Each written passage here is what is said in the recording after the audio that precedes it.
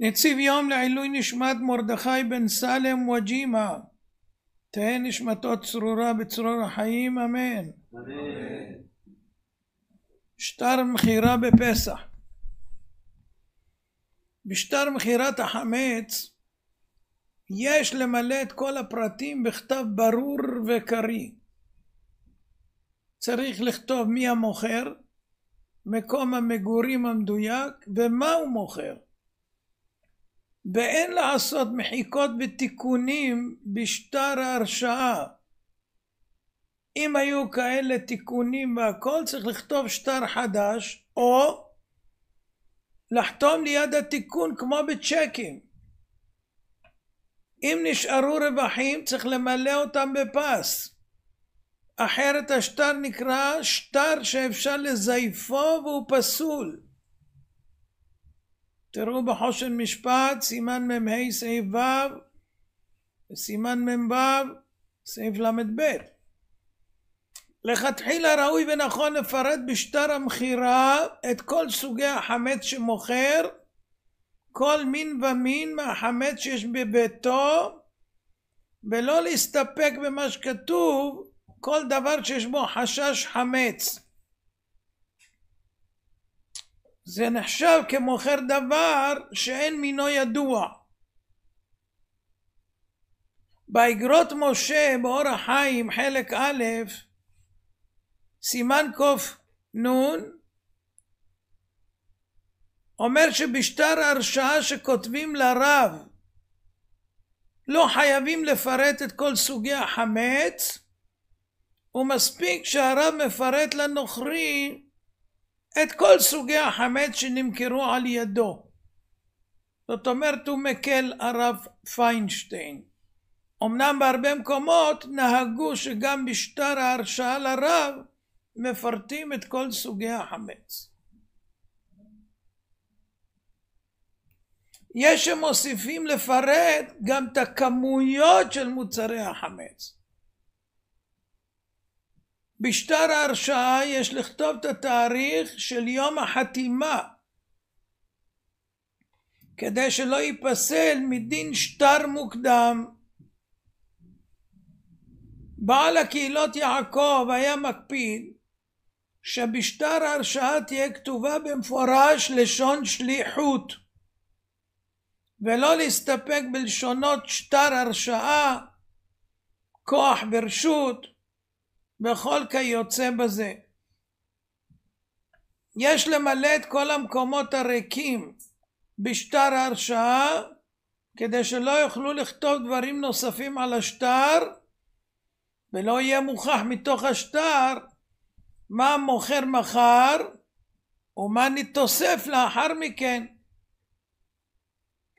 מי שכותב בשטר המכירה כל מקום שכתוב עליו מכור, או כל המקומות המסומנים בסימן, אז צריך לשים לב בעת שהרב מזכיר לנוכרי יהיו כל המקומות כבר מסומנים, כי לא יועיל משהו יסמן אחר כך. אין לכתוב בשטר מכירת החמץ שמוכר או מזכיר את המקומות שיסומנו, משום שלפעמים שוכחים לסמן את כל המקומות בזמן. נמצא שהמקומות שנשכחו אינם מכורים, ואז יהיה לו חמץ שעבר עליו הפסח ואסור בהנוי. אלא צריך לסמן את המקומות לפני שהולך לרב לצורך מכירת החמץ. החזון איש כתב בסדר מכירת חמץ שלו שמוכר את החמץ הבלוע בכלים. יש כאלה שמוכרים את הכלים של החמץ, זה לא טוב, כי אחר כך צריך לעשות טבילת כלים, כי הם היו של הגוי, ועכשיו לקחת אותם בחזרה מן הגוי, אז זה כלים של גוי, צריך טבילה. אז מה כן מוכרים? את הבלוע בכלים. אבל תקשיבו טוב, הסטייפלר הקדוש אמר, אף על פי שדעת החזון איש שמדינה אין צריך למכור את הבלוע. אין צריך. מכל מקום הוא הידר לעשות זאת. למה?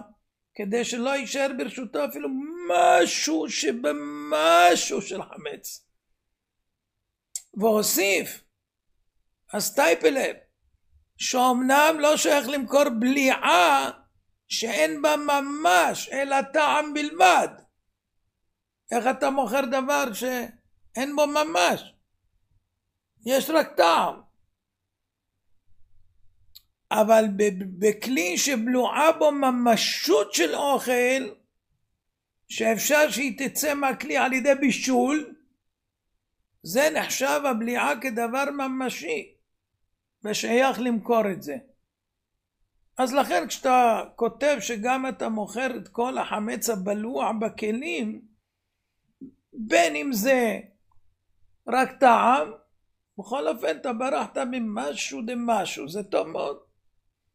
ואם היה שם ממשות מה שיכולה לצאת בבישול, אז המחירה היא בסדר גמור. לכתחילה ראוי ונכון לבצע מחירת חמץ לכתחילה בבית דין, ולא אצל רב, שכן בכוח בית הדין לפעול גם מדין זכייה. הסטייפלר נהג לעשות קניין על מינוי השליחות כדי לחזק את הדבר. בעת מינוי השליחות למחירת חמץ מקובל לתת לרב סכום כסף, וכן ראוי לעשות, והתשלום לרב עבור מחירת חמץ יש לו יסוד בהלכה. זאת אומרת שהוא יהיה פועל ולא שליח. אין למכור חמץ לשני רבנים, מכיוון שהם ימכרו בערב פסח לשני גויים, ואין יודעים איזה גוי קנה ראשון, ואין אחד מהם יכול ליטול את החמץ. ואם ילכו לדינא דמלכותא לא יכירו במחירה כזאת שאינה יכולה להתממש, אז זה לא מחירה ממש. צריך לעשות את זה על צד של כל הדינים של מחירה ממש. לדעת הגאון הרב משה פיינשטיין והגאון רבי שלמה זלמן אוירבך זיכרונם לחיי העולם הבא, מי שסוגר את הדלת של הארון על ידי דבק, זה מועיל כמו הצניע מפתח, מפני שגם על ידי כך הוא יבוא לזכור שאסור לפתוח בפסח. יש מקפידים לא לפתוח בשום אופן את המחסנים והארונות שנמכרו לגוי, ואפילו לשם לקיחת דבר שלא נמכר. לדעתם, מי שלא מקפיד בכך הופך את המחירה ללעג, כי הוא מזכיר גם את המקום, ואיך אתה נכנס בלי רשות או איך מה. יש מתנים שהוא יכול להיכנס במידה, ויש כל מיני. בשיבת ציון סימן י' תשובת הנודע ביהודה, אין להיכנס כלל כל ימי הפסח למקומות שנמכרו לגוי, מאיזה ספק שלא יבוא לאכול חמץ. הרי כל הזמן אנחנו אומרים שמה, לכן לא יימצא ולא ייראה. אבל בספר דינים והנהגות של החזון איש, פרק י"ז עוד כ"ג, מסופר אברך הזכיר מקום בביתו לגוי בפסח, ושם היו כל דברי החמץ שהוא מכר. באמצע החג נצטרך לבגד שנשאר בחדר. החזון איש התיר לו להיכנס באופן ארעי כדי לקחת את הבגד שהוא לא נמכר לגוי. באחר יום יומיים שוב הצטרך האברך חפץ נוסף שנשאר באותו מקום, והחזון איש כבר לא הרשה לו להיכנס פעם נוספת למקום שמכר לגוי.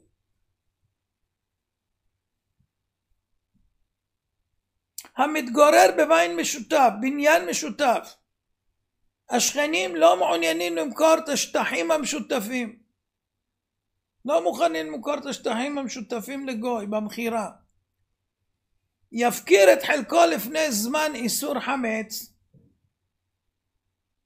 אני הפקרתי בכלל, לא רוצה שום חלק, נגמר.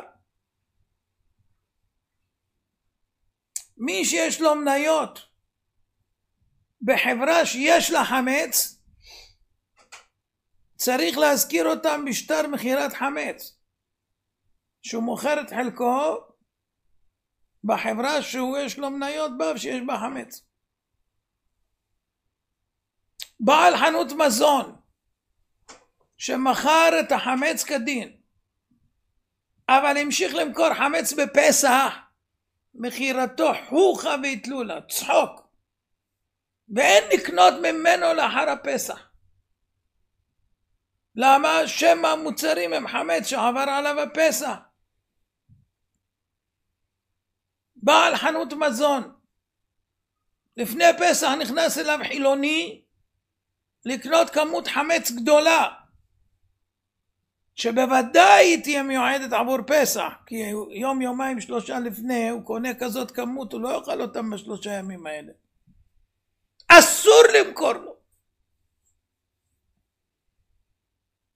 בעל חברת ביטוח צריך למכור את החמץ שהוא אחראי עליו, שומר, שכרו אותו לשמור על בית חרושת שיש בו מוצרי חמץ, צריך להתנות עם בעל הבית שהוא לא שומר על מוצרי החמץ. ויש עוד הרבה פרטים וכו' וכו'. אז בעיקר הרבונים צריכים לדעת את כל התפסיאדה שצריך למלא ואיך למלא והכל,